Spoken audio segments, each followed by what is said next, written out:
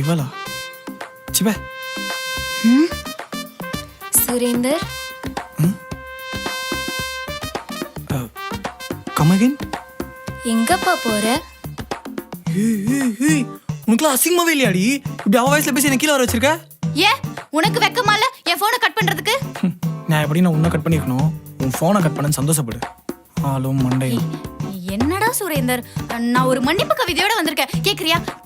கவிதை கவிதை இன்னொரு வாட்டி வாயில இருந்து கவிதைன்னு சொன்னேன் அவளை கொண்டு வண்டி உன்ன.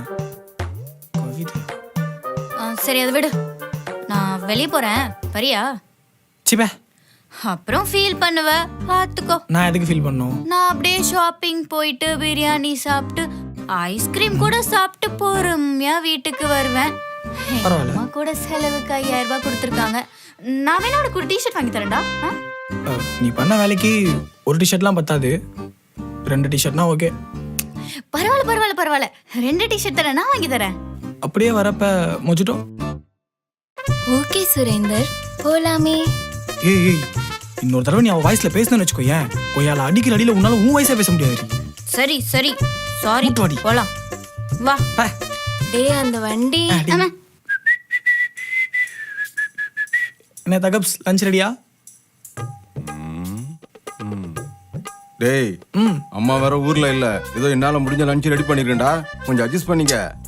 17 வருஷமா நான் உன்னையே அட்ஜஸ்ட் பண்ணிருக்கேன், ஒரு 2 நாளைக்கு நீ சரி லஞ்ச் அட்ஜஸ்ட் பண்ணிக்க மாட்டனா? செய் செய் சீக்கிரம் செய். சரி எக்ஸாமுக்கு ஒழுங்கா ப்ரிப்பேர் ஆயிட்டியாடா? பா என்ன இப்படி பார்த்துமாப்பா இந்த கேள்வி நீ கேக்குற? என்ன இப்படி பார்த்தாலே தெரியும் ஆனா நான் எவ்வளவு ரெடியா இருக்கேன்னு. அதெல்லாம் ரெடி ஆயிட்டேன்ப்பா. டேய் என்னடா சொல்ற? அதெல்லாம் உனக்கு சொன்னா புரியாது. நீ பாரு நான் எவ்வளவு மார்க் எடுக்கிறேன்னு. டைம் ஆச்சு, போலாமா?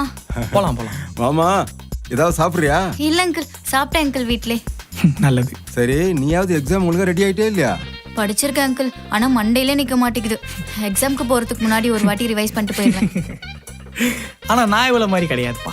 என்னோட நாடி நரம்பு ரத்தம் சதை எல்லாத்துலயும் படிப்பு ஊறி போயிருக்குப்பா, ஊறி போயிருக்கு. என்னன்னு இவ்வளவு மாதிரி தத்தின்னு நினைச்சீங்களா? தத்தியா? ஆ ஆமா அங்கிள், நான் தத்தி. இவன் உடம்பு ஃபுல்லா படிப்பு வச்சிருக்கான். எஸ். தோ இங்க கொஞ்சம், இங்க பாருங்க, இங்க கொஞ்சம், இங்க கொஞ்சம்னு இப்படி உடம்பு ஃபுல்லா படிப்பு வச்சிருக்கான். பாருங்க அங்கிள் உங்க பையனோட லட்சணத்தை. இதுல நான் தத்தியாம். ஐயோ ஏண்டா டேய், இதான் நீ ரெடியானதாடா? இதான் நீ படிச்ச லட்சணமா? இதெல்லாம் கண்டுக்காதீங்கப்பா. நல்ல மார்க் எடுத்தா உங்களுக்கு இப்ப என்ன, உங்களுக்கு பாஸ் ஆனா போதும் அவ்வளவுதானே. நான் பாஸ் ஆகி காட்டுறேன்ப்பா. டேய் நான்லாம் பிட்டே எழுதுனது இல்லடா. அந்த காலத்துல நான்லாம் எக்ஸாம் எப்படி எழுதுன தெரியுமா? நிறுத்து. அந்த காலத்துல நீ ஸ்கூல் படிக்கும் போது என்னென்ன வேலைலாம் பார்த்தேன்னு ஆயா என்கிட்ட சொல்லிருச்சு.